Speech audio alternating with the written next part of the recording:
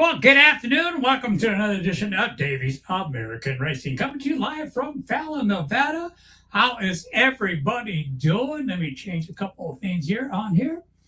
Hey, give it a couple of minutes for get some people on here.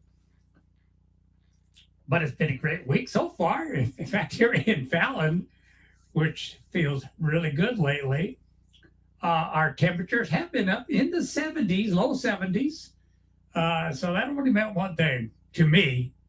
The last 3 or 4 days, I've been cleaning up my bass boat from over the winter, and it's all set to go. I was going to go out this morning, but we had I had a lot of things to do.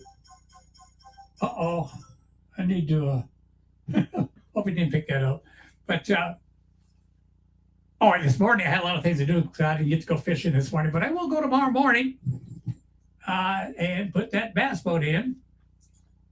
Let's see, we got anybody coming on yet? Okay, I got a Facebook user. Hi from the 11X. Dear Facebook user, do me a favor. Wherever you saw me going live, go to either my homepage, Davey Boy Racing homepage or whatever. And on there, it's in blue, it says StreamYard.com/whatever. Click that on, and I'll be able to see your name on Facebook user. If you don't want your name, I'm sorry. Type your name in. But again, this is Daveys American Racing. Dan McGee, wait until the weekend. Dan, what is happening on the weekend? Type a quick one in there and update me here. But a lot of racing has started in California. Some of the West Coast tracks up in Oregon, Washington are going to be underway as well. But there's about 3 or 4 races in California. We're lucky enough to get in this weekend. The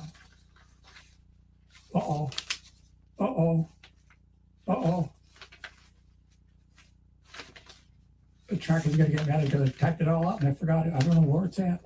It's probably still on the printer. But that's okay. I'll get with him and apologize too. 3 or 4 tracks did run in California this week, and there were some that had to cancel out because of the rains during last week. The pits were too muddy, too soft, and to even get the trailers in, so they had to cancel out. Hey, Ken Newberry, how you doing, buddy? Okay, Dan McGee, there is a test in tune, plus Marin is in on and San Felipe 250 Baja. Yeah, we're going to cover that next week, Dan, but thank you for letting me know about that. You know what? I should cover more of the motorcycle racing stuff like that. But again, Ken Newbert's going to hear you on here, or see you on here. Get that Facebook user in the 11X will not put his name down.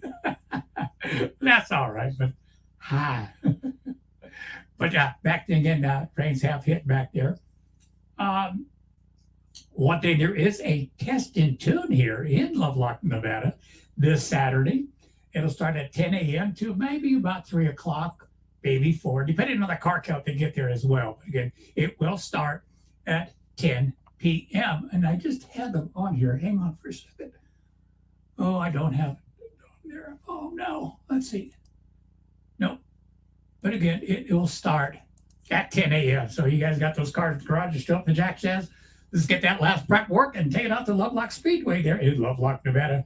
Test and tune. Okay, hey there, how you doing, buddy? Is your race car ready to go?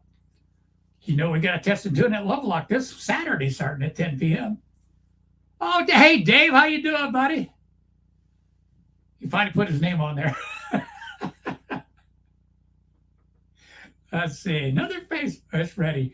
Dan McGee Sunday at Diamond Mountain and Rattlesnake Raceway. Yeah, they both have practices this weekend. Everybody getting ready for the race season coming up. Next week, I will have a full list of most of the tracks that are going to start racing right around April and May.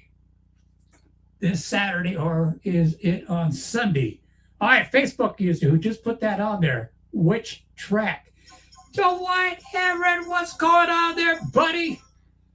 Let me know what you're doing this year. Troy C is on here. We're going to cover some of that racing from the C Racing in a little bit. Got some good news for you guys coming up. Oh, talking about good news, I got a very, very special guest coming on here later on, probably around 6:30, someplace around there. Some of you know him, some of you don't know. I've known him for a couple, 3, 4, 5 years now. I met him out at Top Gun Drag Strip. He is a drag racer out there with the motorcycle division. Okay, I'll go ahead and give it away. He is the new GM on it for our Reno Friendly Raceway. He's the new GM out there. He's going to be coming aboard here in about a half hour or so. We're going to get him on here and we're going to talk to him and ask him a lot of questions. What's going on at the racetrack? They're trying to get it ready for this year, so hang on. And in between this portion and that portion, if you want to call in about your racetrack, what's happening, you can call in. There's the phone number right there, 775-350-0117. And we can talk about whatever you want, mostly about racing, not that other stuff. I might get kicked off the air. Dwight, it's good to have you on here, buddy. I know you don't like being called Dwight, but that's okay. Okay, well, let's get into some of this so we can get our special Dave guest on here in a little bit. All right, racing in California. Up at Silver Dollar Speedway, Chico, California. They had the Mini Cup on Friday and Saturday. Okay, right, DJ. I know that, bud. I know. In fact, we got another DJ right here. Again, Silver Dollar Speedway with the Mini Gold Cup Friday and Saturday night. Let's go to Friday night number 1 with the 410 wing sprint cars. Hang on here. Oh, God. Okay. Nope.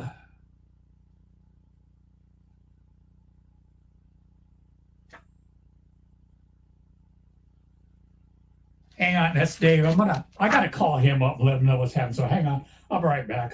He sent the wrong message here.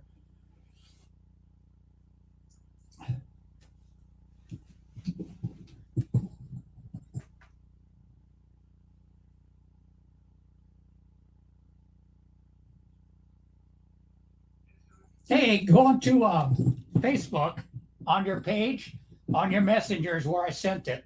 Just click it on, okay? Yeah, about 10 minutes ago, so. Yeah, okay, if it's not there, call me right back. Okay.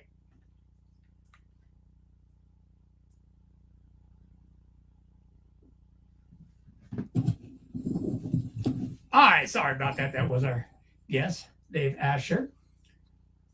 Well, hey, John R. Osgood the third. Good to see you on here, buddy. Hope to see you guys this year. Probably at Top Gun Drag Strip. Bring that car out and do some drag racing with it. Okay, hang on here.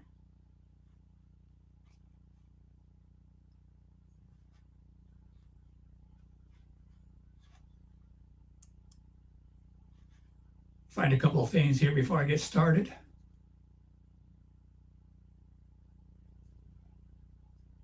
Okay, let that come up. All right, back to Chico Silver Dollar Speedway. Friday night program started out with the 410 wing sprint cars. They had 29 cars qualified and 24 in the main event, and that's a small racetrack. Well, quarter mile, but that's a lot of cars on a quarter mile, especially with the sprint cars and the speed they go. All right, taking the main event on Friday night. I told you, DJ, another DJ on here, DJ Nell out of Hanford picking up the main event. Alan Jafto was on here. How you doing, buddy? Or did I see? Oh, yeah. Work late. Dirt models tonight. Oh, you're working on a dirt models tonight, huh? Okay, good. The schedule allow you? No, I will. All right, John, I got that part. All right, again, DJ Nell picking up that main event, 30-lap main event. Second was Chase Johnson out of Pengrove, California. Third, wow, this guy's going to be harder and harder to beat every year he gets out there. Justin Sanders out of Aromas, California. Caleb Montgomery was fourth out of Templeton, California. There's quite a few drivers out of Templeton. Ryan Robinson was fifth from Foothill, California. And they had the hobby stocks there on Friday night.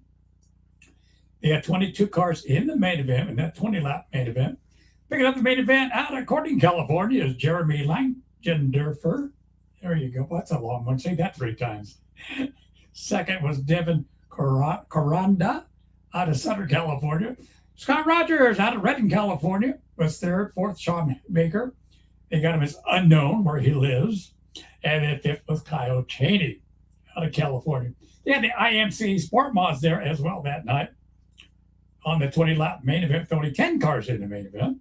Jace Wright out of Cazella, California, main event. Second was Ray Lindemann out of Rio Linda, California.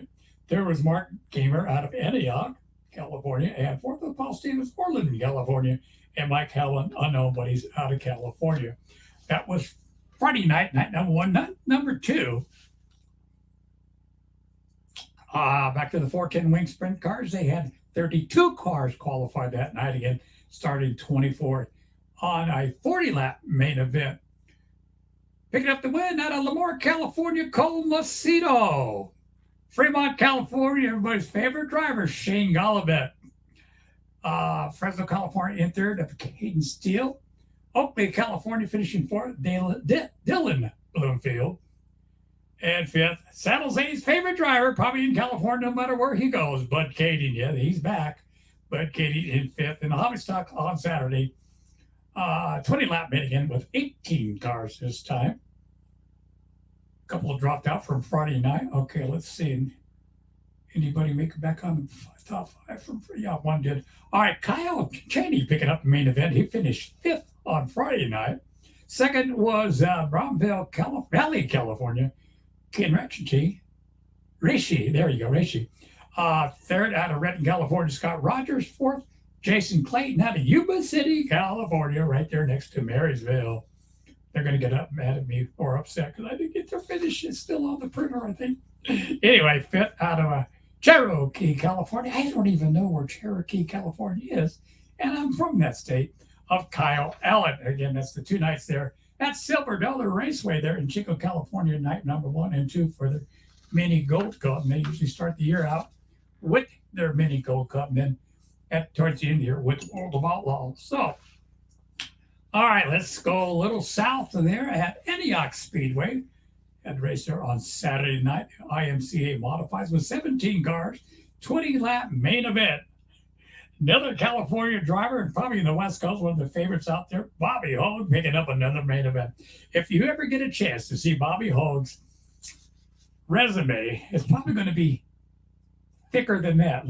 There you have the phone numbers in there. It's probably thicker than that, but he's been doing with NASCAR and different private tracks as well. But he's got one heck of a resume. Plus the Hogue family is many, many years in racing. What they've done is awesome. All right, Andrew Pierce was second. Timothy Allendings, there you go. Sorry, Timothy, was in third. Fourth, Keith Brown Jr. I haven't heard that name for a while. Fifth was Jacob Mallet Jr. All right, let's move over. Let me see. Chris Baxter, hey, buddy, how you doing? Been watching you race back there in Texas. Keep the good work up. Michael Ford from Los Banos, California. If you don't know what Los Banos means, it means the toilet. Sorry, Michael. I had to do that. Okay, DJ Ryan Robinson flipped on the last lap while leading on Saturday night at Chico. Yeah, I saw that. Saw that there. All right. IMC Sport Modifies again. Well, we had a famous driver there. And I mean famous, everybody has heard about him from NASCAR, his racing career. Kenny Schrader. Finishing first, no, just kidding. It's our own local California, Kenny Schrader, picking up the main event. Second was Jason Ryan Jr. Third, Buddy Ness was there. Fourth was Fred Ryland, and then fifth was Chuck Golden. Hobby Sox with 20 cars in the 20-lap main event. Clarence Hallbrook picking up the main. My good, long-time good buddy Ryan Hart finishing second. Ken Johns third. Chris Lewis was fourth. And James Tomlinson was fifth. Wingless sprint cars with 10 sprint cars in a 20-lap main event. Jacob Tuttle picked up main event second with Bob Newberry, the big guy. I mean big. Third with DJ. Boy, there's a lot of DJs on here tonight. Johnson. Fourth with Ethan Landfree. Fifth was Steve Miachi. There we go. Boy, some of these names. It's probably just me. All right, excuse me. Let's jump over to the ISA stock cars with 16 cars in the 20-lap main event. Fred Ryland back up on top with the main event. Les Friend, second. Chester Ness was third. Fourth, Jason Jennings. Fifth, Dave Hill. And then fifth, Dan Gunderman, longtime friends. Haven't seen him for a while. In fact, I haven't seen a lot of people for a while. Actually, starting my 9th year here in Fallon, Nevada. Okay, maybe tonight drinking cold beer. I bet you that, no? Who is that Facebook user that put on there tonight drinking cold beer? Push. Put your name on there. All right, let's go over to Bakersfield. They've only got a night in on opening night. But the MRA, 5 cars only showed up for that one on their 20-lap main event. Bruce Hiroshima picking up the main event. Kevin Kyle was second. David Perry third. Danny Park Lopez was fourth. Fifth was Haley Lamberg. Get in there, Haley. American Stocks with 22 cars. They've always had a good car count for the American Stocks at Bakersfield. 22 cars in the 20-lap main event. Rick Crawford picking up the main event. Second was Will Simcoe. Third, Ricky Childress Jr. How you guys doing? Fourth, Sonny Simpkins. Everybody recognize that last name, Simpkins. But I'll tell you what, she started racing 2 years ago, I think it was. And look where she's up there. She's always in the top 5 or winning, Sonny Simpkins. And then Kobe Ward was fifth. Let's see. Spelled it wrong. Booby stocks, supposed to be hobby stocks. I did. It said P-O-B-B-Y for booby stocks. Hobby stocks with 10 cars. Nicholas Johnson picking up the main event. Marcus Luncombe was second. Ricky Childress Jr. was third. Tyler Irvin was fourth. And Casey Johnson fifth. Northern, I got to get a new chair because of my back. That's why I move around so much. Sorry about that.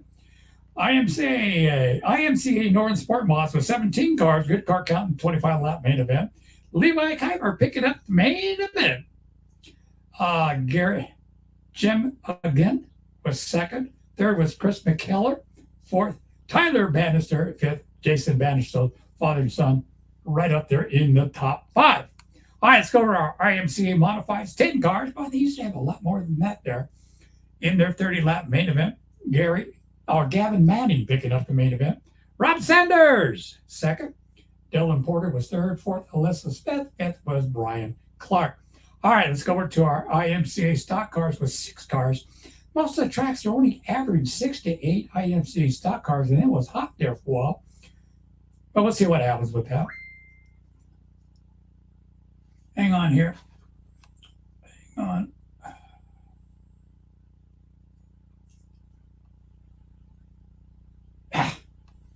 Didn't want that one. Okay, I'm sorry. All right, Tom Smith picking up the main event. Raymond Nolan was second. David Pearson was third. Justin Schweitzer was fourth. Scott Foster was fifth. And Miranda Scott was sixth. I know last year when we reported that Bakersfield Speedway was sold, but the new owners backed out, so still Scott Schweitzer as the owner and promoter there. So it's good to have him there, though. All right, let's go over to California still, but now we're going to go to asphalt racing. Kevin Harvick's Kern Raceway got underway on Saturday night with the pro late models. 24 cars in the 100-lap main event. Now, the cars that showed up were the top drivers in the West Coast for this race on that 100-lap pro late models. Dylan, sorry about that, Dylan. Dylan Zappa picking up the main event.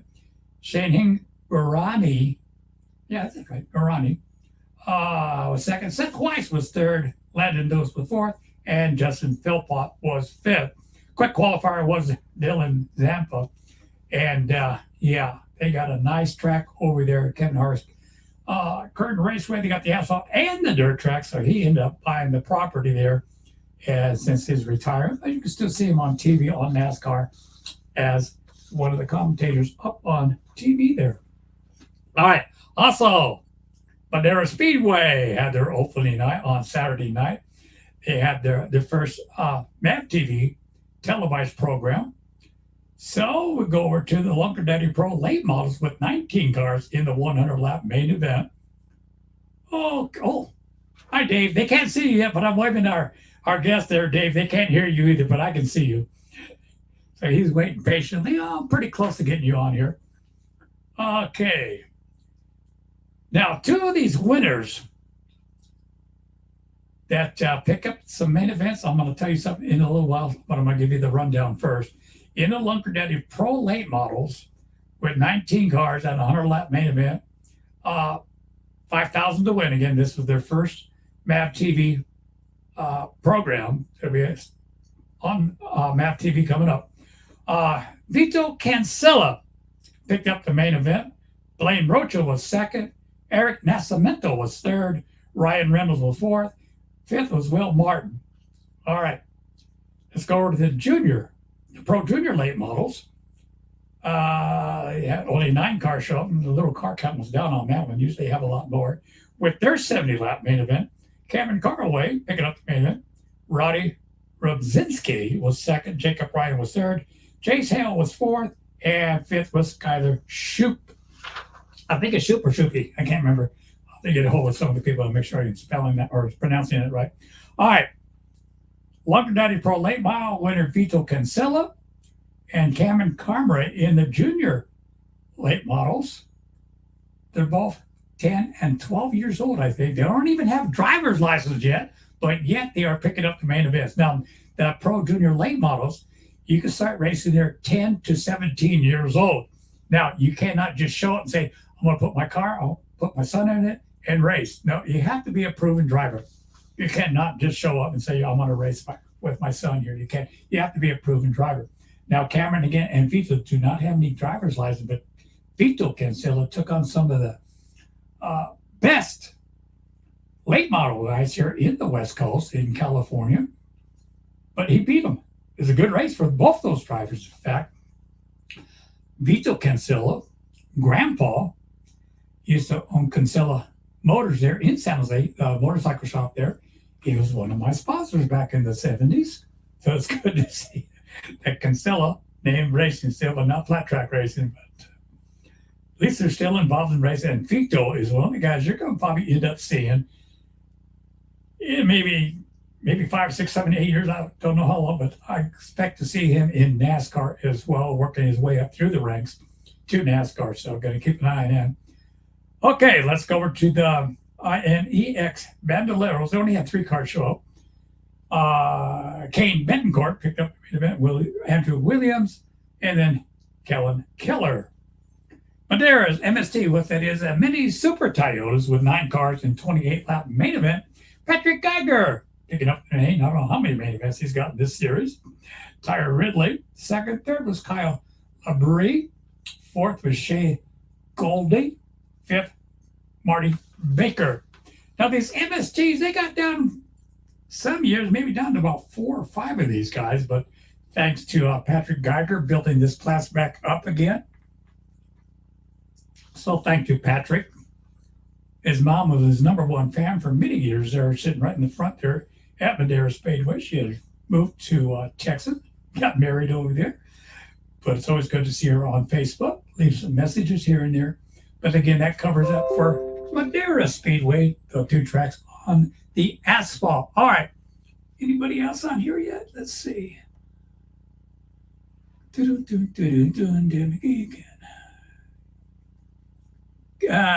Newberry, if you're still on here, let me know what's happening with you and at All American Speedway.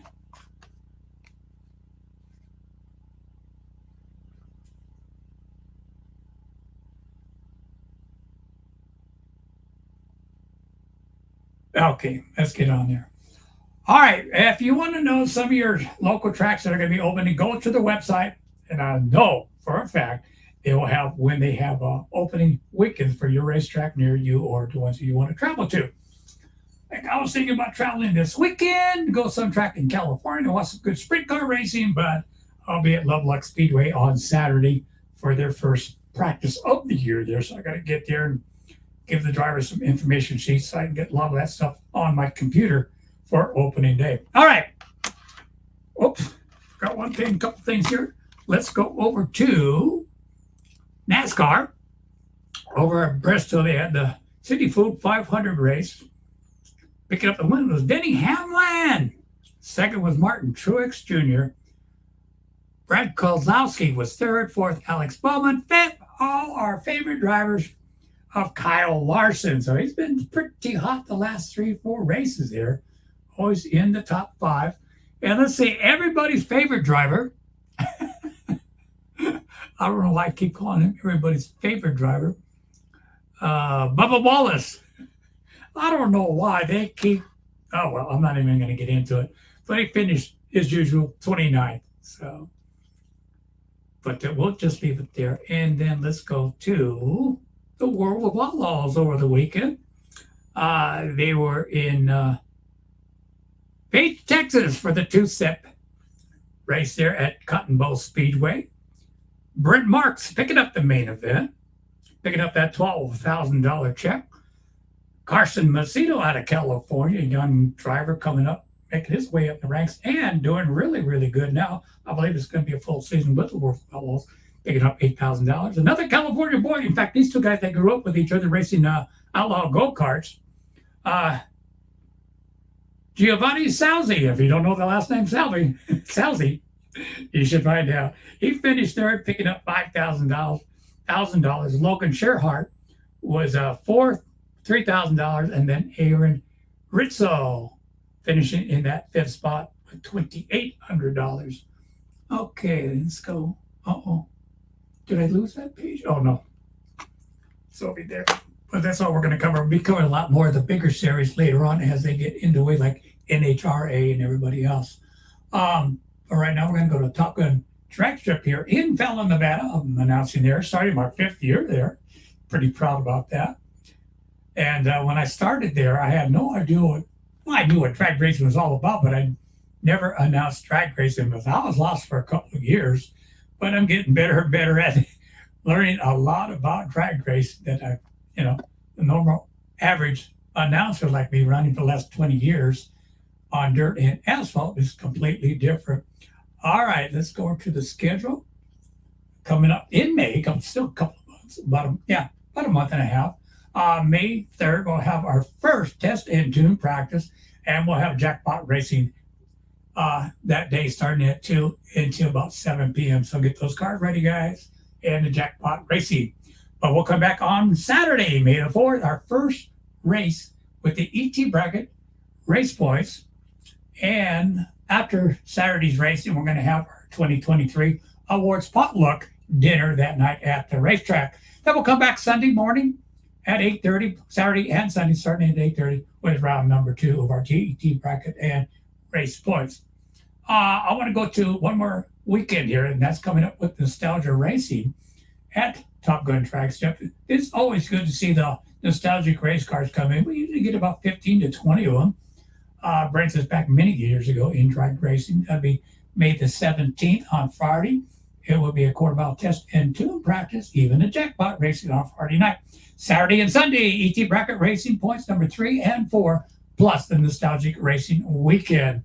I'll make sure I get those guys in too, so you want to make sure you mark your calendars for that.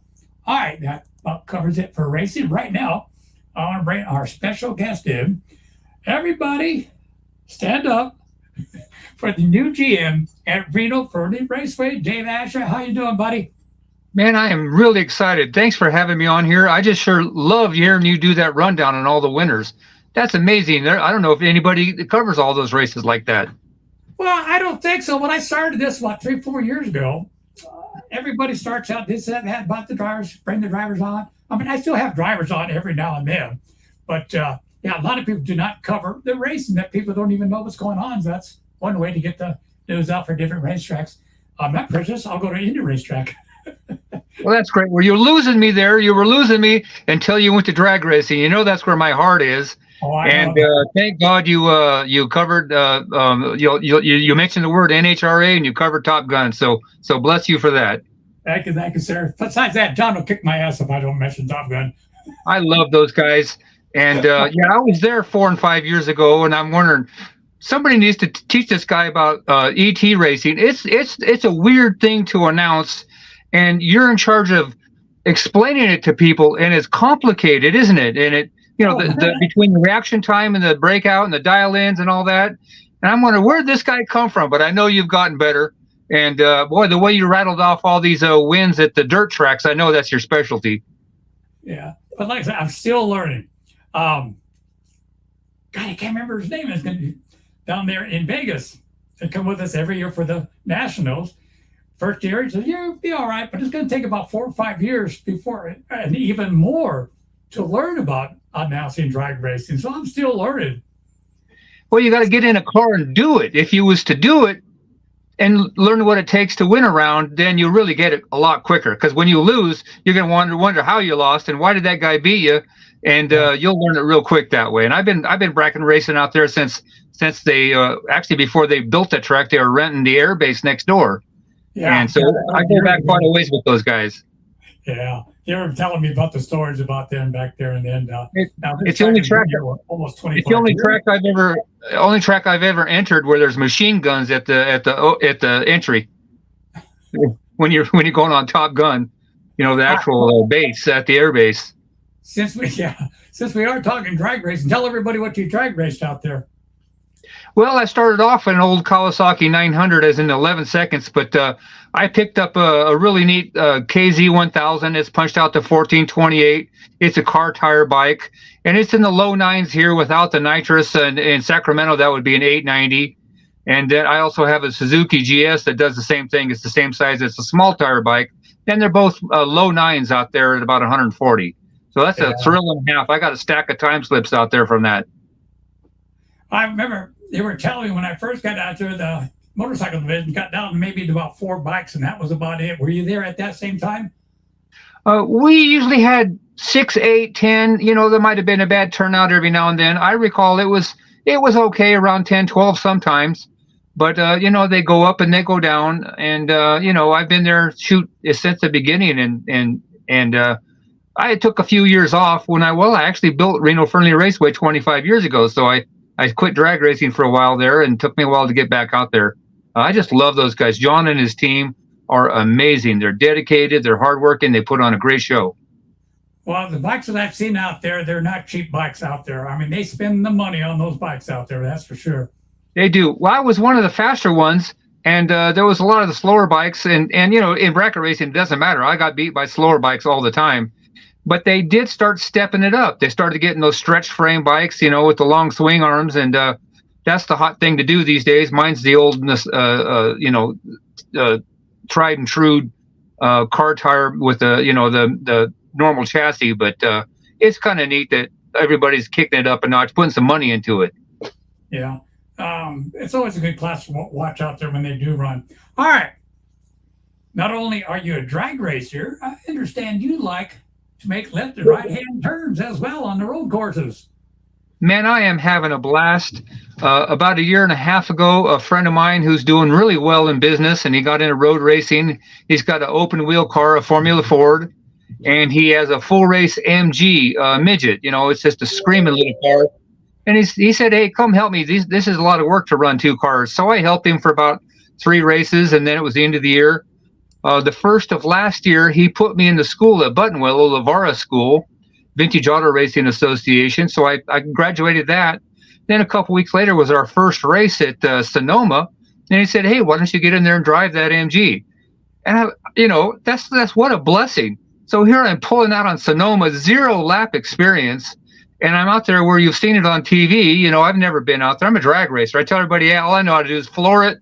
And then I guess you hit the brakes at the last second turn and then floor it again.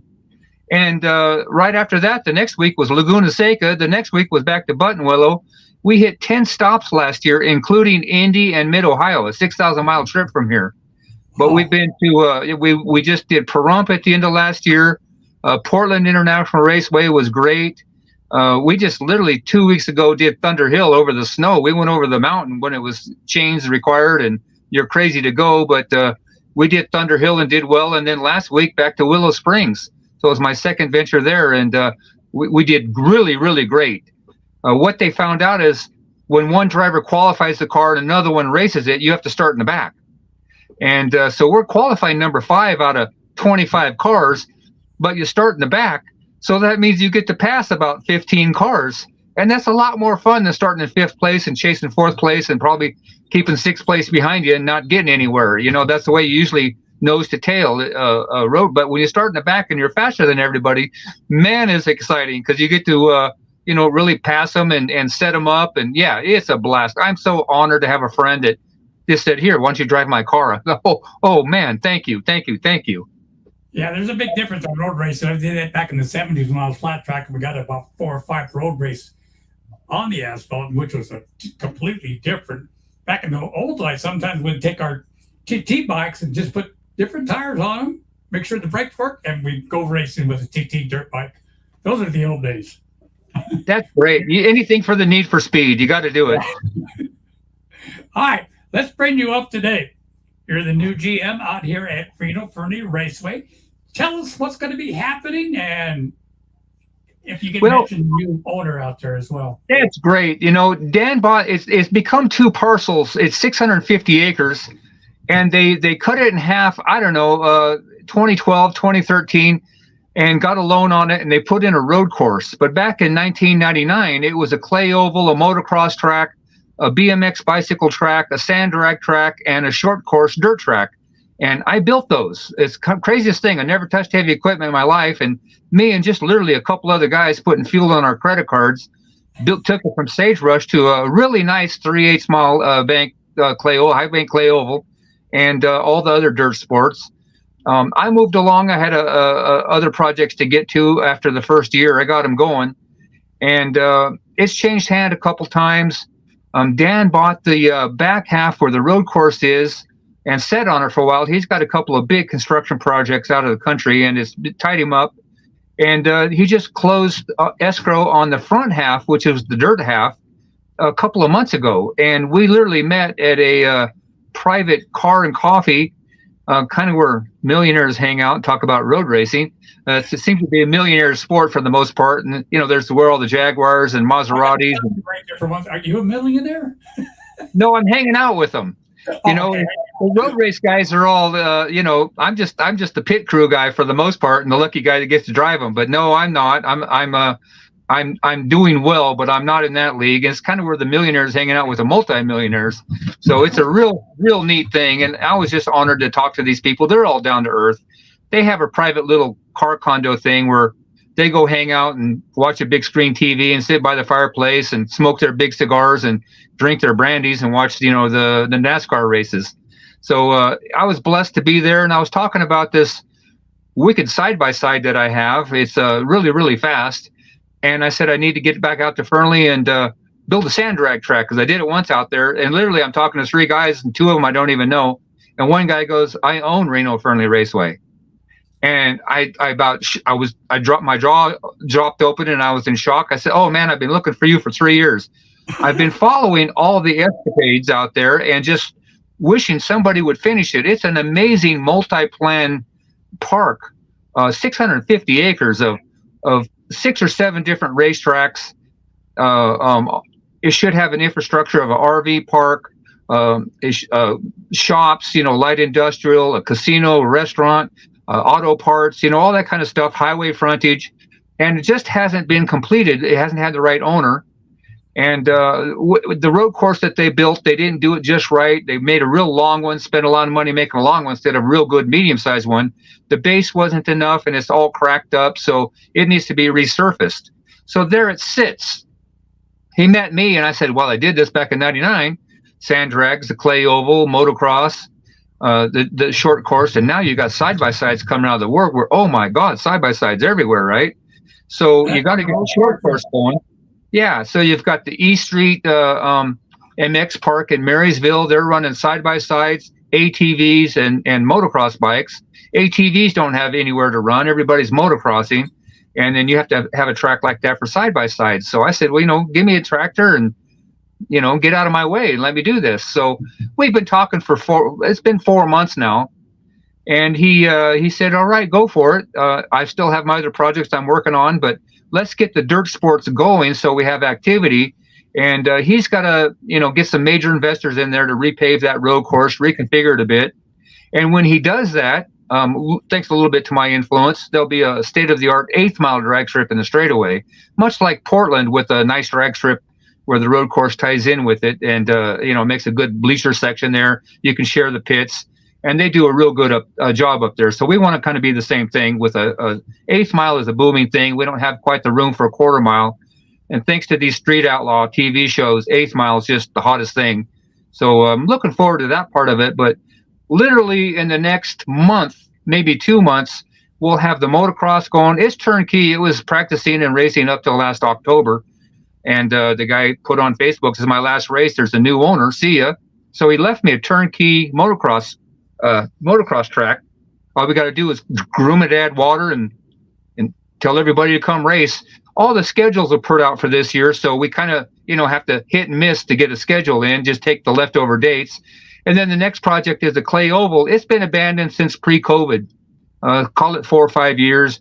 It's kind of like a rusty amusement park with weeds everywhere, and everything needs paint, but it's all there. We got to plug in the amplifiers and plug in the electronics and groom it and paint it, and we'll have a racetrack again. So that's on the list, and then we'll get that short course going.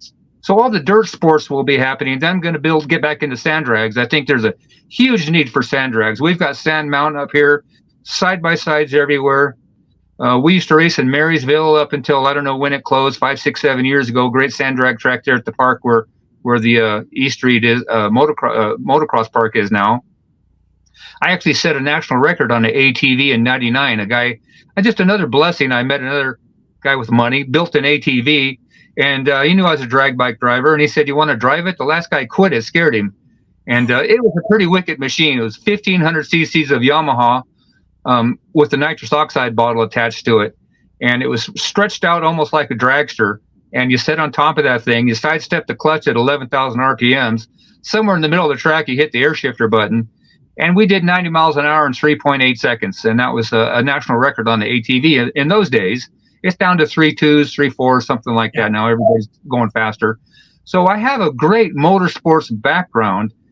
We got to play with the Clay Oval track. We had our own little bombers and street stocks and a Sprint 100 that on the non-track days we just get out there and run one at a time against a stopwatch. And I never really did get to race a dirt car. I really look forward to doing that with other cars on the track.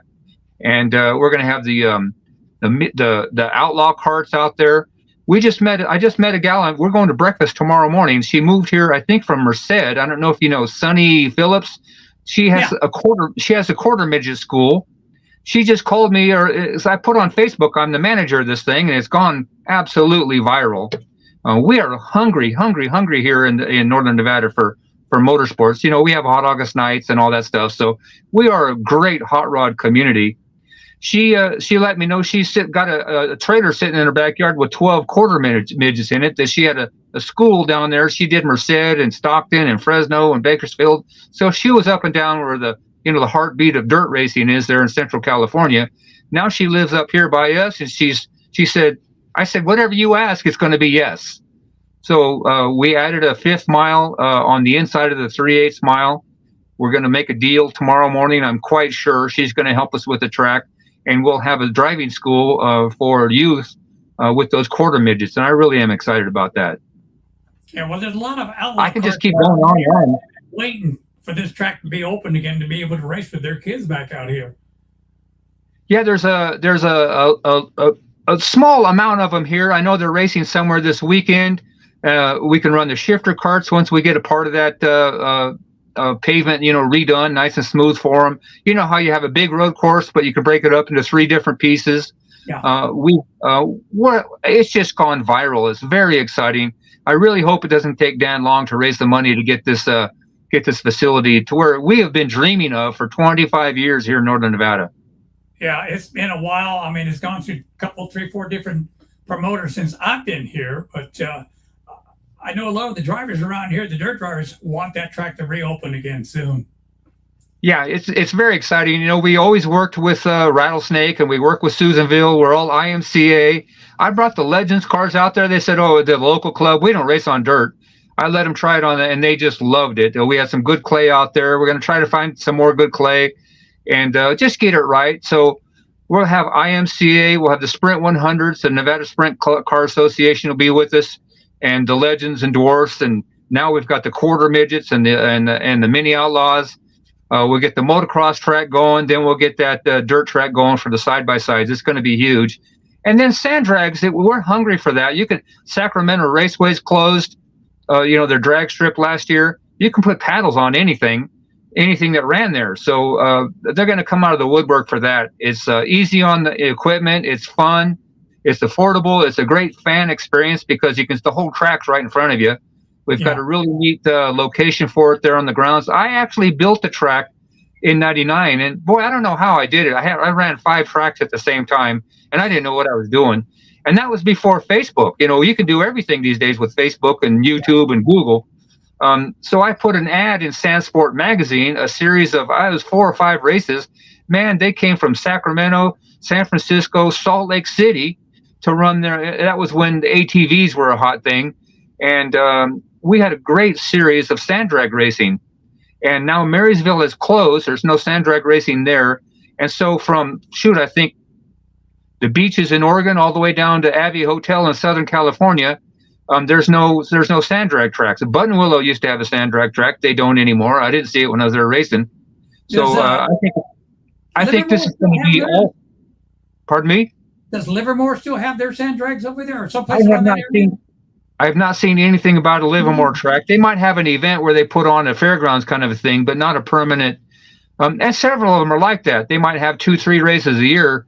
I want it to run like a regular drag strip, Friday night ETs and jackpots and tie it in with everything. My schedule in '99 had sand drag racing on Friday and Saturday. We had the oval racing on Saturday. We had motocross on Sunday. We had a concert and a barbecue Saturday night. Every weekend we had 2, 3, 4 tracks going. We had BMX bicycles all day Saturday. Hundreds of kids came out in bicycles back in those days. So we want it to be a multi-event. Then you tie in once we get the road course and the 8th mile going. I think that's about all we're going to do. Unless somebody comes up with another idea. Then we'll develop the light industrial, we'll have all the retail, we'll have the RV park. There's going to be a couple of 100 condos on the road course. And we also own the airport next door. So we're going to tie the airport into the racetrack property. And he's got some residential lots that tie into the airport. Okay, on the airport, I was on it the other day. We had to talk about this. I went out there coming back from, I think it was Silver Spring, so I decided to go back to Fernley and see if anybody was out there. The gates were open, so I drove in. You know the story. The owner owns the story. Dan knows it. But I drove around. Nobody's there. So I looked around some more. By the time I left there, the front gates were locked. Oh, that was at the track. That's right. You called me. He was in Mexico. He was in Mexico, and I was off racing. Yeah, I think that's when I was.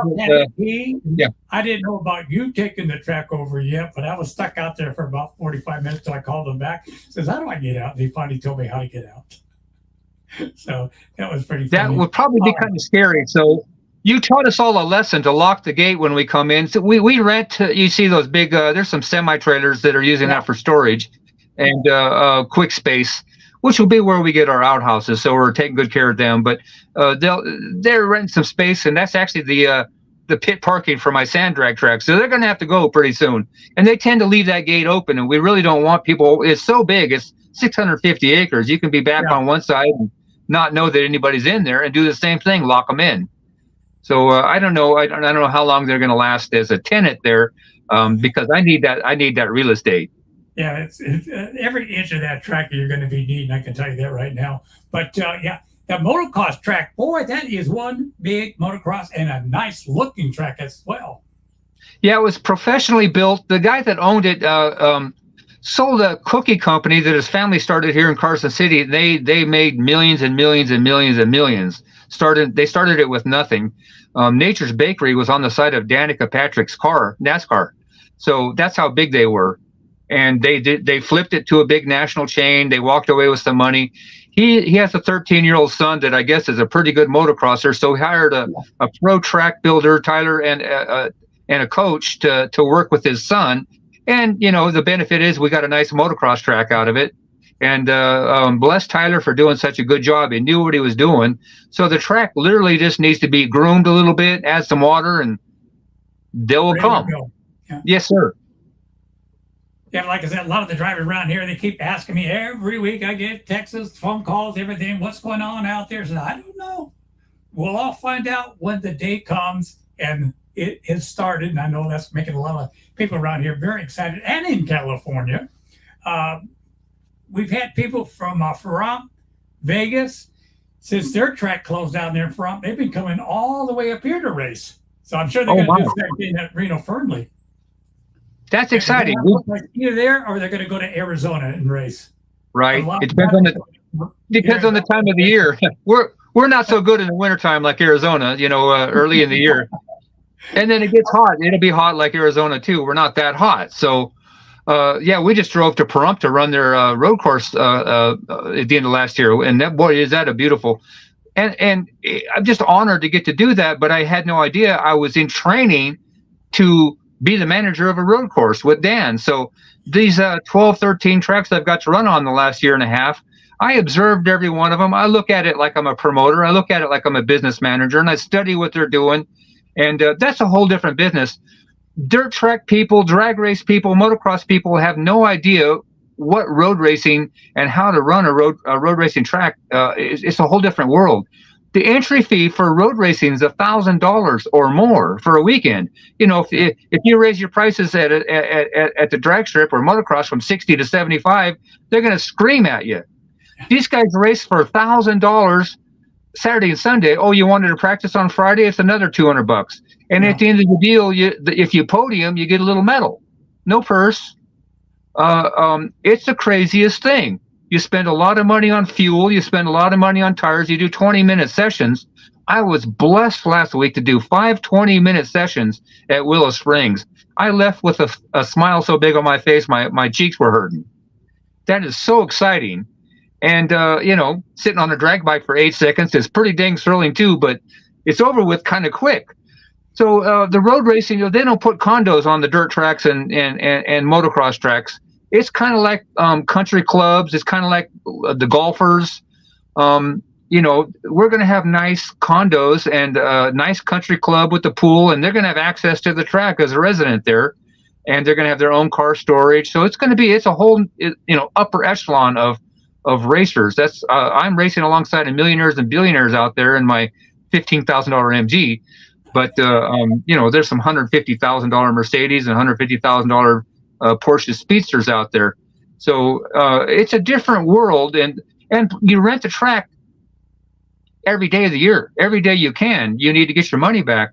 I got some information, and Thunder Hill's prices are on their website, but literally for the club to rent Thunder Hill a couple weeks ago for the weekend, it was $80,000. I can run a dirt track. I can build a dirt track, buy the land, and run a dirt track for a year for $80,000. And really, you take the $60 and add them all up, and after all the expenses and the purses, you're lucky to break even. So it's a blessing that anybody has a dirt track open anywhere or a drag strip. That's why they're so hard to keep open. Racers don't pay a lot to race there. Spectators pay $10 to watch. There aren't many spectators in road racing, but man, you do pay a fee to go road race. I heard some of the cars out there. Some of them pay $2,800 in the real fast classes. The 800 horsepower Mustangs and Camaros, and that's a lot of money to blow on 4, 5, 6, 7, 8 weekends a year. On top of the cost of the dang car, and you got to have a 3-person pit crew. So it's a different level. Drivers, some of us are amateur drivers, and some of them take the day off from work to be able to go there. Yeah, or it's their full-time job. Oh, yeah. And so it's a different world, and that's why Dan bought the road. He's up there in that world. He knows that he wants to sell condos and shops, and people put shops on road courses. Yeah. And there's shops at Sonoma. There's shops at Buttonwillow. There's shops at Pahrump. So it's a different part of the real estate. And he was kind of ignoring the dirt until I came along and said, "Hey, let's get activity breeds activity. You want to raise your millions to resurface that track, millions, and we have to pull in power and water and sewer. We're all off the grid out there. let's get some activity going, make it look good. You were there. The place really looks messy. Yeah. The previous owner left it. It's really messy. Everything needs painting. There's weeds everywhere because all the rain we've had the last couple winters, and but it's just lipstick. It's got good bones, and we'll get her going again. It's not that much work, and then I can't wait. I can't wait to get out there. I want to race with them. I'm a driver, so can a manager actually go out and race? Have you ever heard of anybody doing that? Oh, yeah, there's a few tracks that do that. I'll probably have a target. I think I'll make my number 0 with a bunch of zeros in it and paint it red and white stripes. I think I'll probably be a target.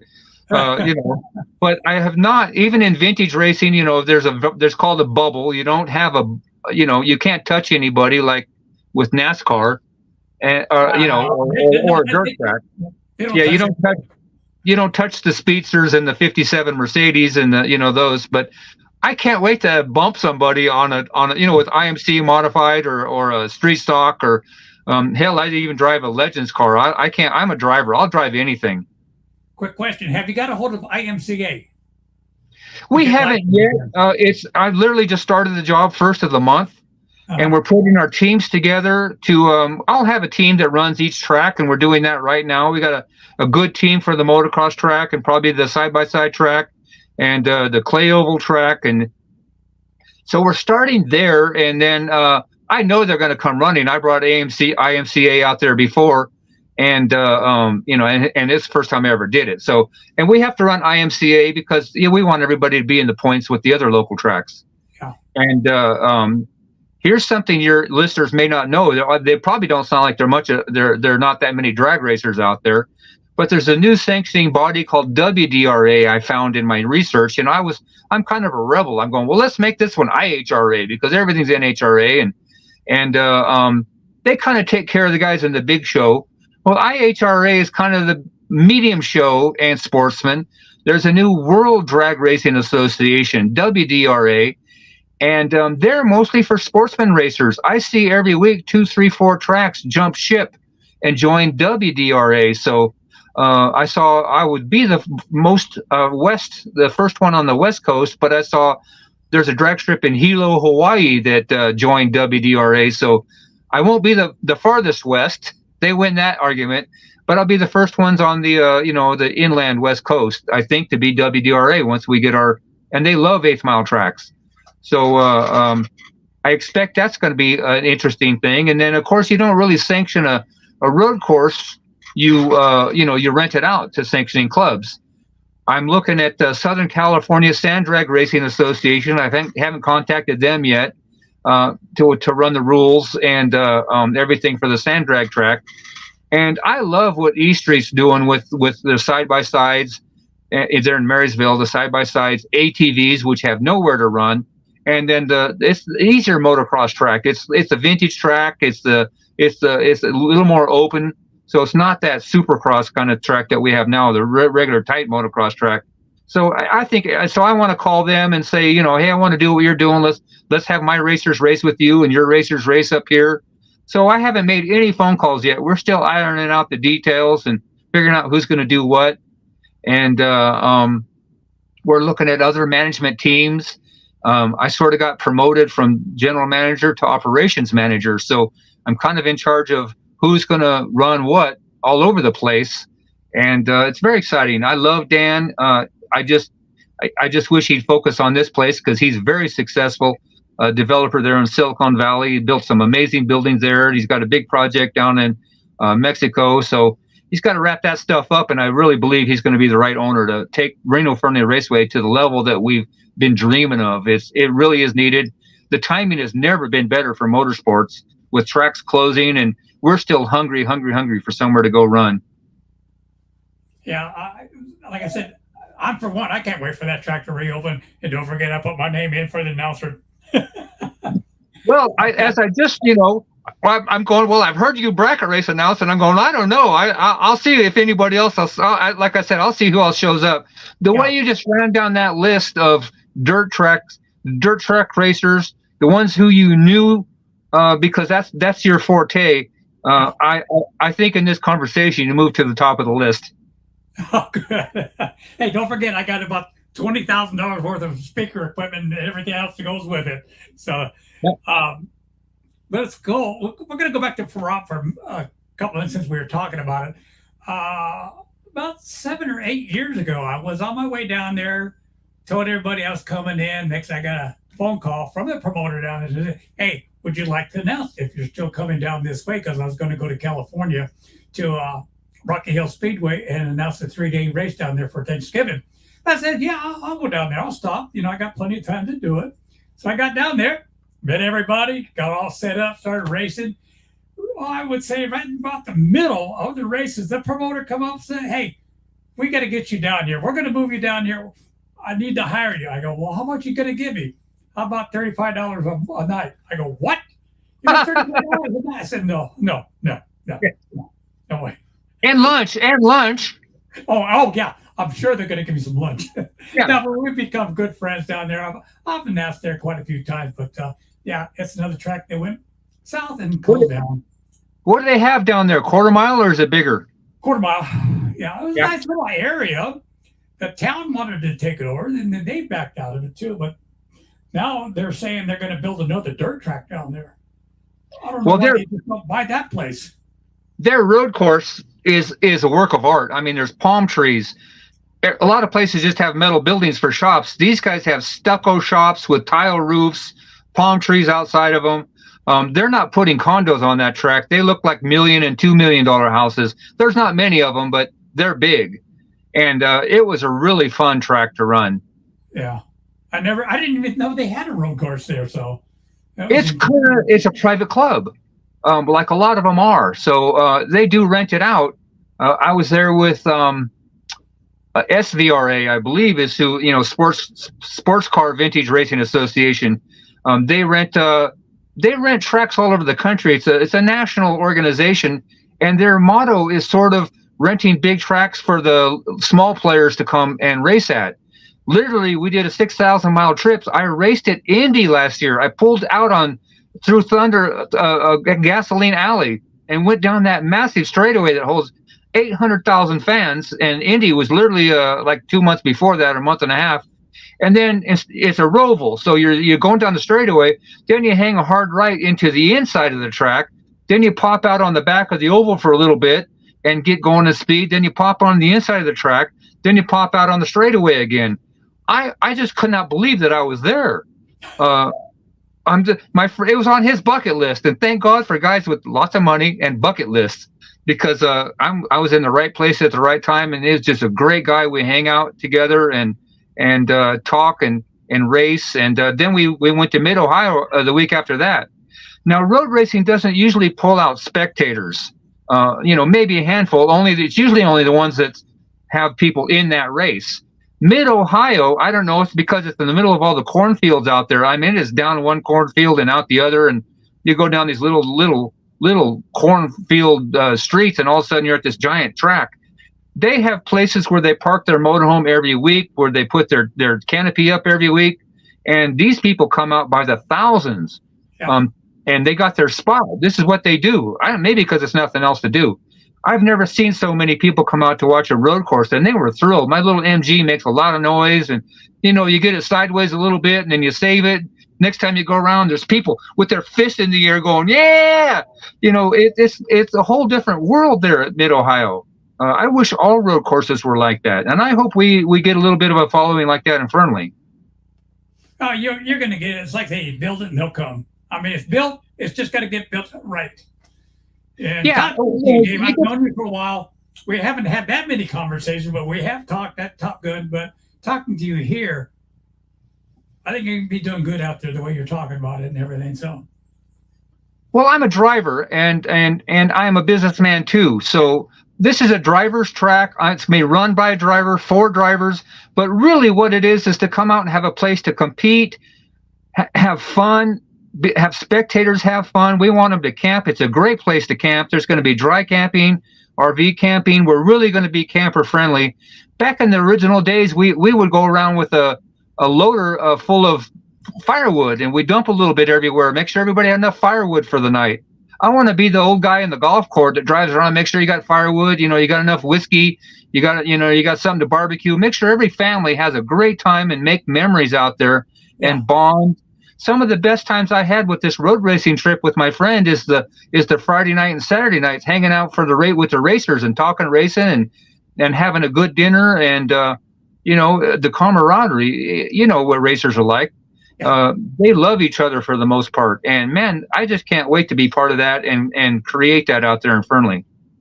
Yeah, it'll be there. I know it will. I kind of changed my announcing approach to the race fans about 4 or 5 years ago. I was listening to Tony Bennett. God, I love that guy. But anyhow, he's in the good old days. TV. He's singing away. The cameras and people in the audience, they're doing this to his songs, and he stops right in the middle of one of his songs. He says, "I'm watching everybody out there as I'm entertaining to you, but I'm not just a singer. I'm an entertainer. I'm here to entertain you." So that kind of stuck in my head.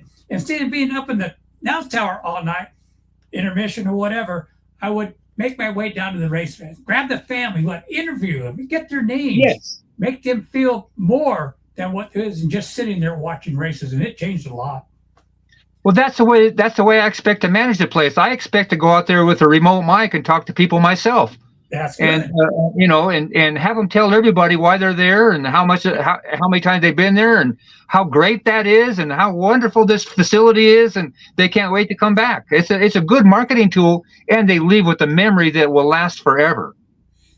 There was 2 announcers in California. Well, there's 4 of them. That probably the best sprint car races in California, probably in the United States. But anyhow, 2 of them would always say, one was from Southern California, the other one from Northern California. It says announcers are supposed to stay in the box all night long and announce races, put the music on. That's it. That's all they've ever done. But I changed it. And the same 2 guys that said that, once they found out I was doing something different, the Outlaw Show, I think it was last year up in Chico, they talked about me for 5 minutes of what I do with the crowds, get them cheered up. And they go, "Davey probably is the best to get the crowd cheered on, the biggest we've ever seen so far." So that's what I'm looking for. That's the way I want to run the track. I was actually picturing something crazy. If I really am driving out there, I want to be mic'd up. You know, they're going to hear me in the car if that's possible over the noise. You know, probably not.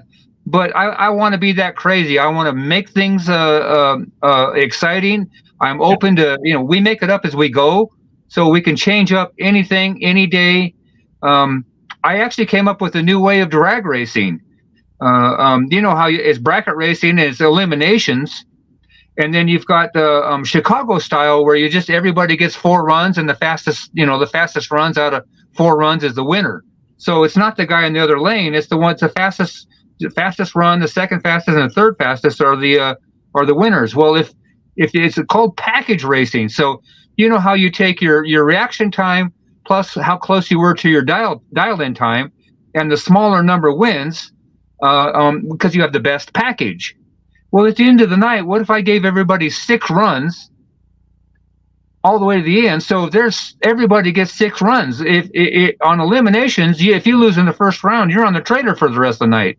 So everybody gets 6 runs, and at the end of the night, we'll see who had the best package, the second best package, and the third best package. I don't know if it'll take off, but I'm a bracket racer, and I would rather have 6 runs than 4. You know, get your 3 qualifying passes, and and half the field is out in the first round, and then half the field is out in the second round that's left. So if everybody and it would take a long time, you'd have to really keep the show going, but what if everybody got for their money's worth 6 rounds of racing? That would be really exciting, and then whoever wins. It's just the best bracket racer. Not how you did against the guy next to you, but how you did against the entire field. Yep. Pretty exciting, huh? I made that up. I think that will work out, because when I first started out there at Top Gun, especially right towards the end for championship, one car get that 1/2 second takeoff, then the other one has to catch up. I like that side-by-side racing, period. Well, it's better for the fans. That's why nobody really watched bracket racing. But I had the fastest bike out there, so I would win every time. Nobody would show up. So nobody would race. ET racing is the backbone of NHRA. Yeah. And so, I got beat by slower bikes over and over and over again because they had a best dial-in. I lost to a guy by 0.006 for a Wally out there one time. He was on an 11-second bike. I'm on my 9-second bike. And I short shifted second or something. I was off just, 0.006. And, I want a Wally really, really bad. And it's that guy. I forgot his name. He wins all the time. He already had 3 Wallies. And, what's his name? I haven't been out there for the last 3 or 4 years. But, he is really, really good. And he beats everybody. And I thought I was going to get it that time. I went to the timing tower thinking I won and got the timing slip. And I didn't. You can't, if you don't see the light when you're doing 140 miles an hour, it's kind of hard to see. You don't know if you won or not until you get your ticket at the timing tower. And I didn't win. And I thought for sure I won my first Wally. So you're right. It's boring. And that's why the announcer has to put some excitement in it. You have to know what's going on. You have to explain the package. How close was your reaction time? Oh, right off the line. You got, the guy's got 300s on you. And then, and then how much were you off it's mathematics. If you take your reaction time, the closest to 0, your dial in closest to what you dialed in, and the one who has the smallest number will be the one that gets to the line first if you didn't break out. So you can have a 0.0001 package and, you're going to win every time. So it is boring to watch. Better than nothing. But it is, as far as a driver goes, it's a thrill. You don't know if you're going to break out. Say you get a little bit in front of them. So you see a lot of cars on the brakes at the finish line because you don't know if you all of a sudden stepped it up and if you break out, you lose. And it's very complicated. It's a whole science. You have to keep a logbook of I did this when the atmospheric condition was like this and the track temperature was like this. So you have to have a logbook on each track. And it's down to the thousandths of a second, if not 100,000th of a second. It's kind of like that NASCAR race a couple weeks ago where 3 of them crossed the finish line at the same time. Yeah, that's bracket racing in every round. So I know it. I understand it. And it's the same thing in sand drags. You're bracket racing. You've got the 3 to 3.5 second runners. You've got the 3.5 to 4 second runners. The 4 to 4.5 seconds, you group them together so you're not running a 3-second ride against a 5-second ride for the most part. And other than with the bikes, they make the bikes run each other, but they put it in categories of your speed, and that's how you bracket race. And it takes a good announcer to make it not so boring. And you got it. You're getting it. It's a complicated mathematical equation, but it is fun to do. And it levels the playing field. You can rent a car, which some people do. You can fly to Vegas, rent a car, go out and bracket race it, and win against the guys that race at that track week in and week out. Yeah, it could be different one weekend to the next weekend. You can win and come back and lose. I fell in love with drag racing because it's been like when I came out here at Top Gun, it's like about 30, 35 years since I've been to a drag race because I never had the time or opportunity to get out there to watch one because I'm always busy on the weekends announcing at different racetracks and stuff. But I'm kind of glad I did end up at Top Gun. I'm going to tell you how I ended up there. You may not know the story about it. 5 years ago, I made a big speech at Rattlesnake Racing. I'm retiring from racing from everything. All I wanted to do is go fishing and camping for the rest of my life. Got done. I seen John. I knew who John was. He started walking toward me. I go, oh, no. Here comes John. Says, I need you out there as an announcer. John, I just retired. Think about it. I was like, it took me about 20 minutes. I said, John, all right, I'll come out there the first year. I'll be out there. So my retirement lasted for about maybe an hour. Now I'm glad I met John. John is a hell of a I love him. I'll work with them all I can. They're going to come help me with my track once we have it. They're just a great, hardworking bunch of people. That's a nonprofit, so they do their best they can to keep it open. I know they had a real tough year last year with the rain, and I was like $200,000 to get that repaired. Yeah, and it's tough to come up with that money when you're barely making. You're not in it for the money, so they didn't have deep pockets, and I felt real sorry for them. I was sort of glad that I hung up my bike for the year to go road racing. so I wasn't missing out. I got plenty of seat time, but I sure did hurt for them. I wanted them to get going as soon as possible, and I'm glad they pulled it out. It could have been the final nail in the coffin for them too, and they Exactly. worked really hard and they saved the track, and bless them for doing that. Well, what it happened, a lot of the drivers, owners, race fans, especially a lot of people here in the town here of Fallon, all pitched in, gave them the money to be able to do this, Yeah. which it did. We got all of the money for it. So I praise everybody around here that did donate to Top Gun Drag Strip last year. I didn't Yeah. think it was going to happen, but it did. They had some serious damage, but I will tell you in the very beginning, you can look across that track. There's a reason that bridge is there. They had a beer garden over there. The spectator parking was full.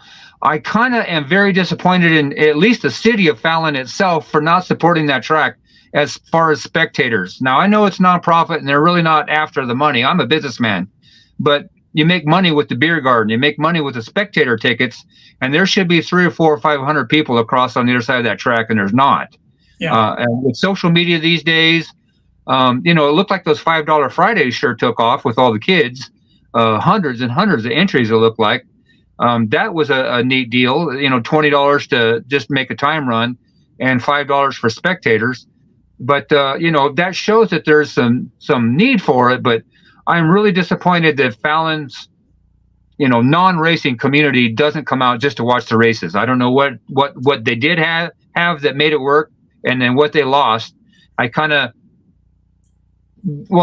when I got tied up building Reno Fernley Raceway, I dropped out of drag racing. And then when I left that track, there was spectators over there. And when I went back, I was disappointed to see that there was nothing but sagebrush. I don't know what went wrong. I don't know how to fix it. I don't know what's wrong other than Fallon is not coming out to watch their track, Yep. let alone Fernley or Reno. My job with Reno Fernley Raceway is to convince Reno, this is your track. All tracks are an hour out of town or more, and you need to get out there and do the same thing. You need to go to these clay oval races and motocross races and sand drag races and the drag strip races. The road course, nobody really watches those unless it's Sonoma, or somewhere like that, or it's a big race. But I have to get Reno behind this. We need those spectators. Reno Sparks, Carson City. There's not enough people in Fernley to keep this thing going. And I want Fernley to be the host town. My wife and I, 25 years ago, actually named it Reno Fernley Raceway. And I was calling it Fernley this and Fernley that and Reno and Fernley Reno. She said Reno Fernley Raceway, and boom, I went out there with that as in a little logo, and it told Mr. Cable, the owner at the time, and he said that's it. Now it's our blessing that they didn't trademark it and the website lapsed. So we own Reno Fernley Raceway. Dan trademarked it, and we own RenoFernleyRaceway.com. So we get to hang it up. When it divided into two pieces, they didn't own Reno Fernley Raceway in the dirt track, so they named it 95A Speedway.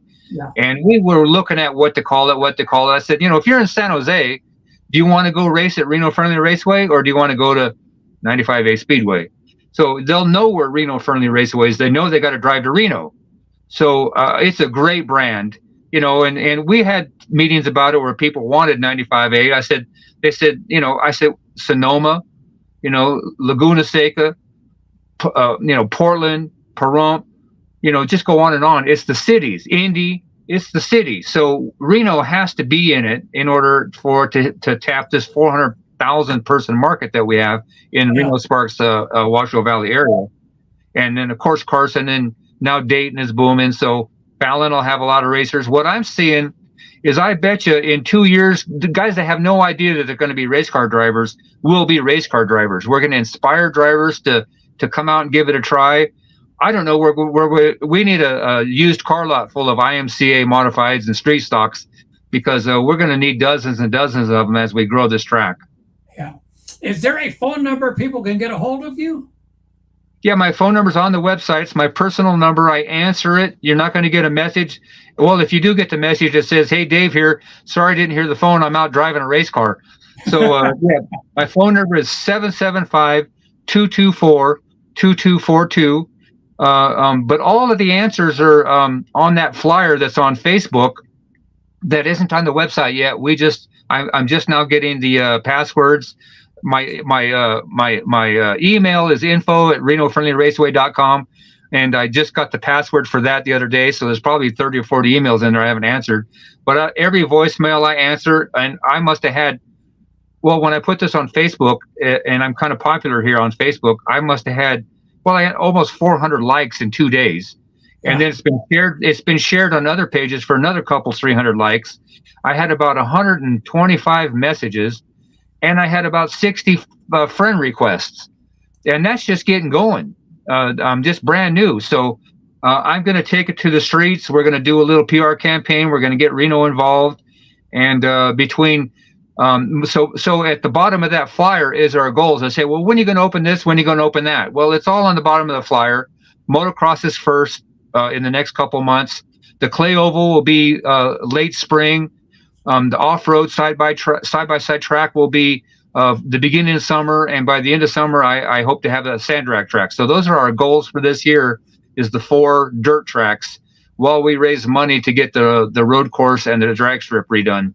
Yeah, that'll be a little while, but we were talking on the phone the other day about A1 off-road motorsports here in Fallon. I got a hold of them, told me you're going to be giving them a call because you're going to be opening that track for them as well, so they know about it. There's so many neat little groups that I just can't wait to be their buddy, and I'm going to say yes to everything because I'm a driver. I have the keys to the track. What would you do if you had the keys to a track and you were a driver? Say yes. I had the track last month. Yeah. So somebody gave me the keys, and I don't know if it was a mistake or not. So we just have to figure out how to not lose money and create as much racing activity as we can. It's going to be a blast. Yeah, go back a little bit about road racing. David Vaughn down there, Thunder Hill. He's kind of responsible for me starting on a microphone. We're racing out at Maylands on a Friday night. I did pretty good. I forgot where I finished in the main event. But he come up to me and said, I got to talk to you in a very, very stern voice. I go, shit, I'm in trouble. What did I do? I didn't hit anybody in there that main. So I followed, got out of the car, followed, and said, puts the microphone in my hand at the pit stage there where everybody calls him up for the next races, announce the races for me. Next thing I know, I got hired on to do that too as well. But it ended up from Dave Vaughn starting me on a microphone. But I never, ever thought Dave Vaughn would open up a road course. He was a dirt track racer. But I'm glad he did. He's opened one of the road racing courses in California, probably on the West Coast.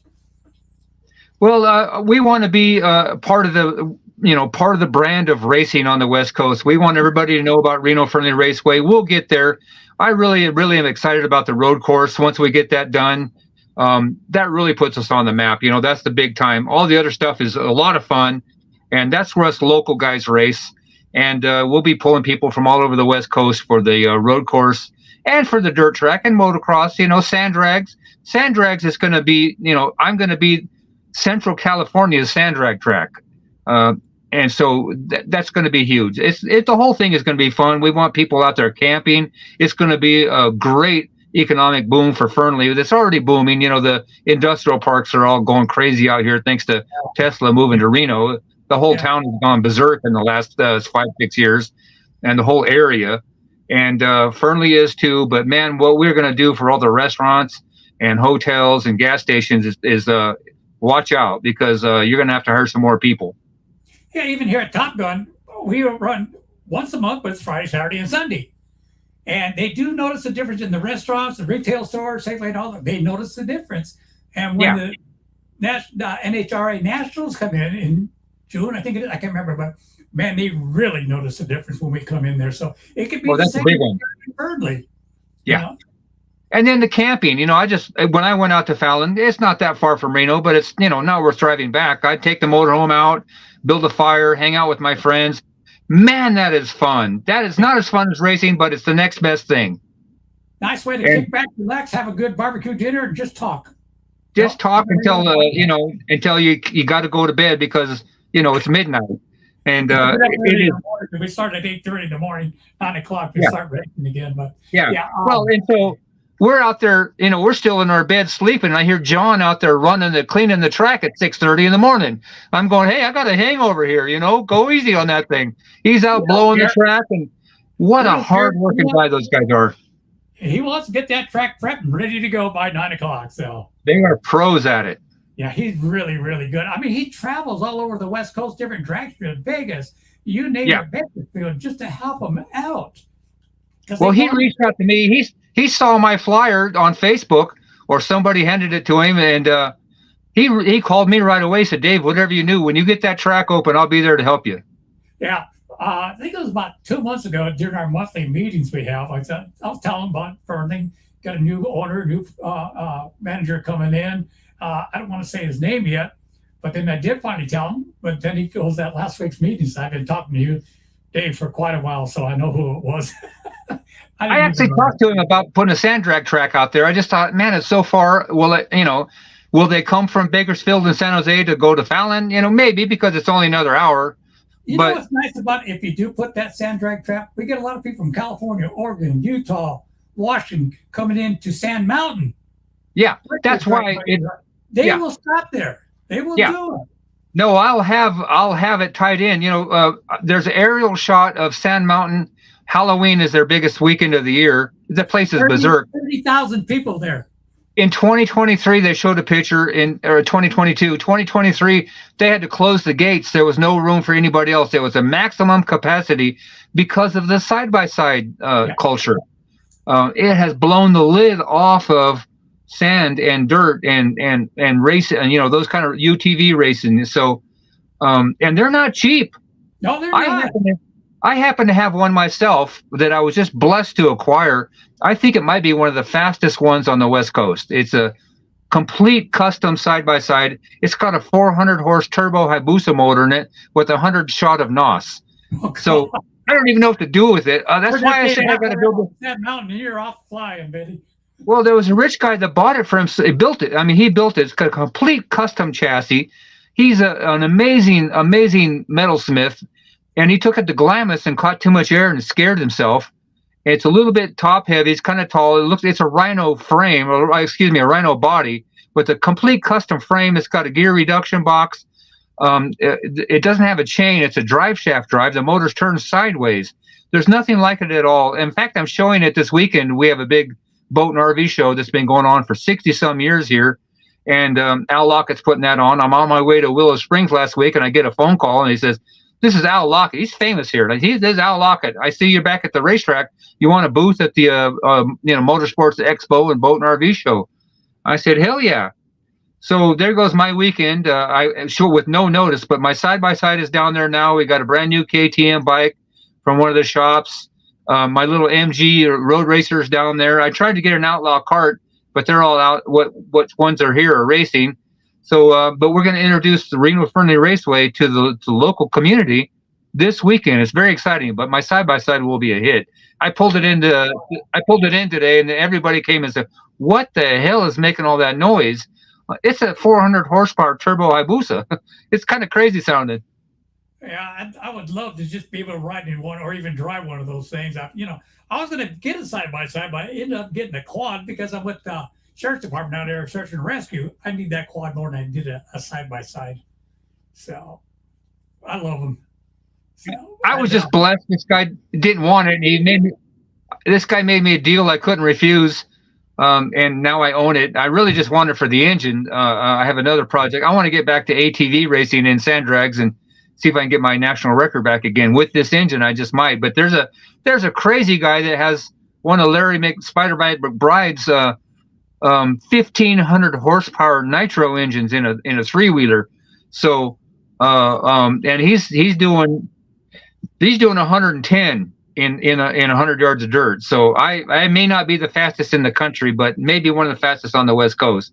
I remember when those three-wheelers came out, man, everybody had to have one. Then all of a sudden, how many accidents people were having, and then they kind of yeah. Well, this is the guy's laying down on it, and there's one wheel in the front. It's stretched out, and there's a massive engine in the back, and they steer it, at 100 miles an hour, and it's a weird design. I have another design. It's actually a junior comp dragster. I want to cut the roll bar off and sit on top of it. So it's a stretched out four-wheeler that I want to put this 400 horse engine in eventually once I'm done playing with the side-by-side frame.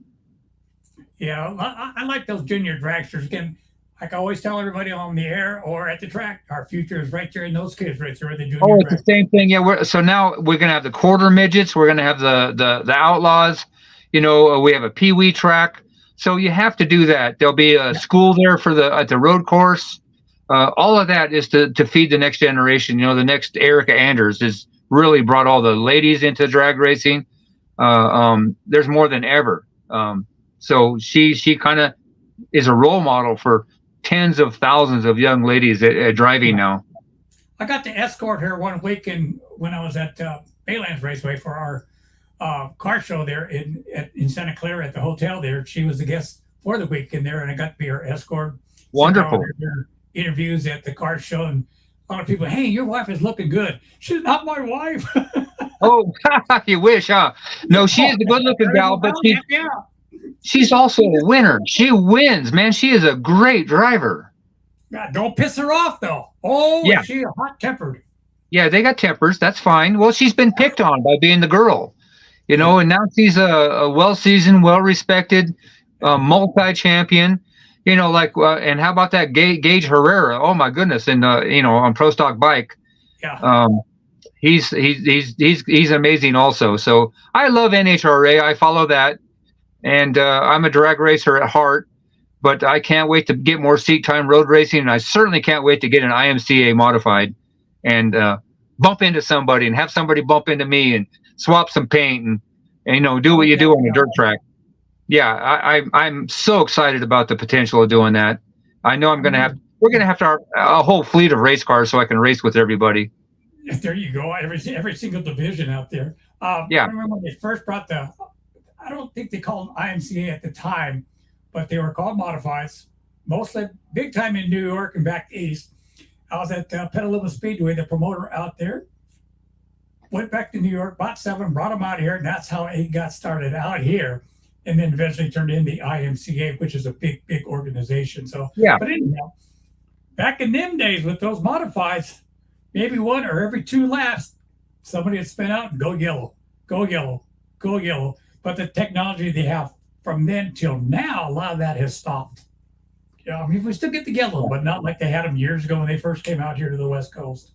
Yeah, I noticed road racing. You know, with the vintage cars, it's pretty much, you know, you don't touch anybody, so you can get a whole session in. Yeah. But at different tracks, the different counties, you know, they have different policing laws. Like at Indy, if you go off track and you know you're way off the track, they'll black flag the whole track and everybody come in. And you have a 20-minute session, whether you're on the track or in the pits. So they will not send an emergency vehicle on the track to tow you back if there's a car on the track. I was at Willow Springs last week, and my goodness, the fire truck went out. There's a yellow flag in that corner. They're racing the rest of the track. He's towing the car all the way around the track while they're racing. Now there's a yellow flag at every corner worker as he goes by. You know, they slow down. There's no passing allowed, and they had the white flag with the the red cross out.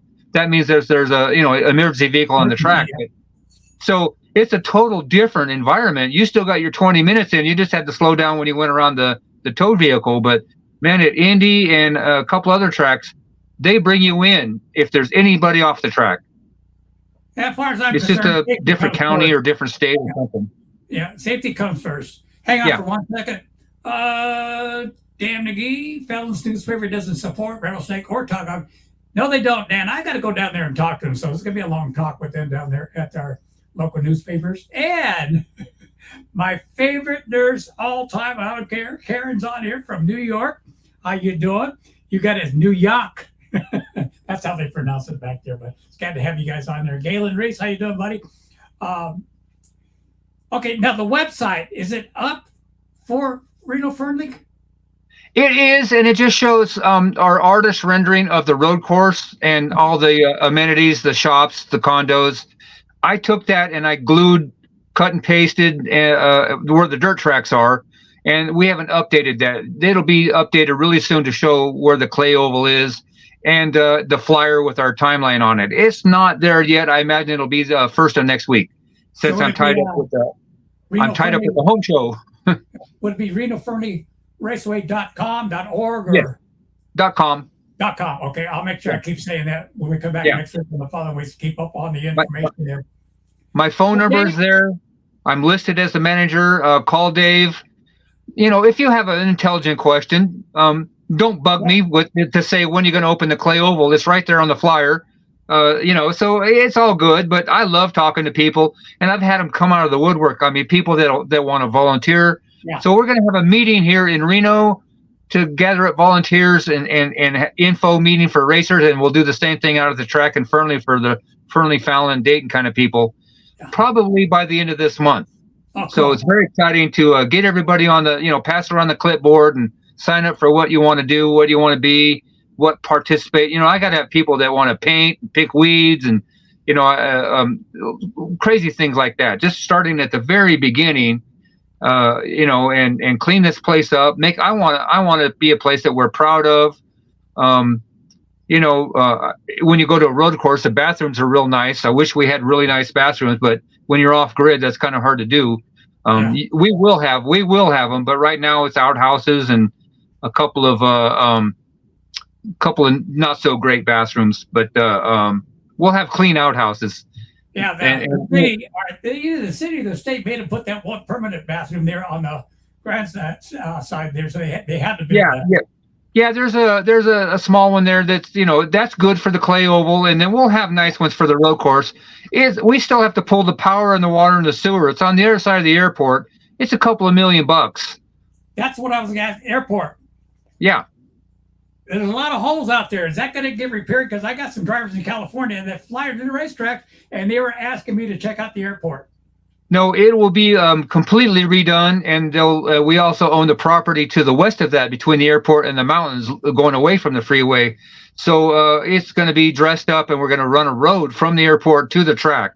So he's just now getting at, the weather the last couple of years has been damaging, and actually some of the highway water is running off on that, surrounded by BLM. That's actually BLM land. Yeah. So the Nevada Department of Highway, their water is running right across the property and messing it up. So there's a lot of politics that have to be cleared up, and somebody has to step up and help it. But it will definitely be, groomed, smooth, if not paved someday. It's BLM airport, so what we have is the lease on it. And then, like I said, maybe some home sites there to the west. That's very exciting. Maybe I'm going to build a house out there. If I don't have a condo on the track, at least a house by the airport there. So we expect people to fly in, get your car out of storage, go to your car condo, go down to the clubhouse, go through your access gate, get on the track. That's what club membership is. And that's that upper level of race participant that we need there to support the whole track for the rest of us guys. Yeah, it's very exciting to be part of that. That'd be good. Well, I'm going to have you on the closer we get to opening day there at Reno Fernley Raceway. So be prepared to come back on. I appreciate that. I love talking. So I'll talk racing all day long. Thank you. That's good. All right, Dave, I want to thank you for coming on. A little bit over what I normally go, but it was well worth having you on here and finding out the information about this track and when it's going to be opening. And again, Dave, thank you very, very much. Thank you. All right. Again, Dave, take care, and we'll get together later on.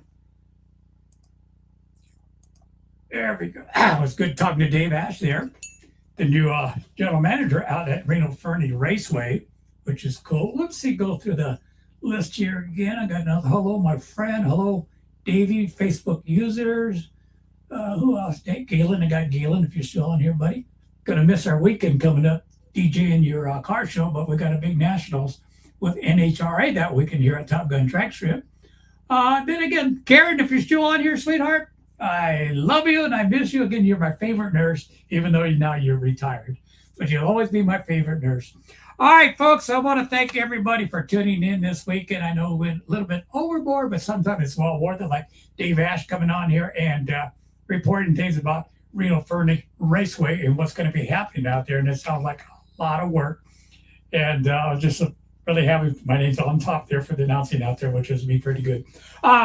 Again, be back on next Wednesday at 6 p.m. Now that racing has started in the West Coast. And again, here in Fallon, we got another 2 weeks maybe to 3 weeks before all the tracks here in northern Nevada get started racing. So we'll have more to commentate on. And again, probably next week, I'm going to go ahead and give a list of most of the tracks here in Nevada and in California that will be opening up soon.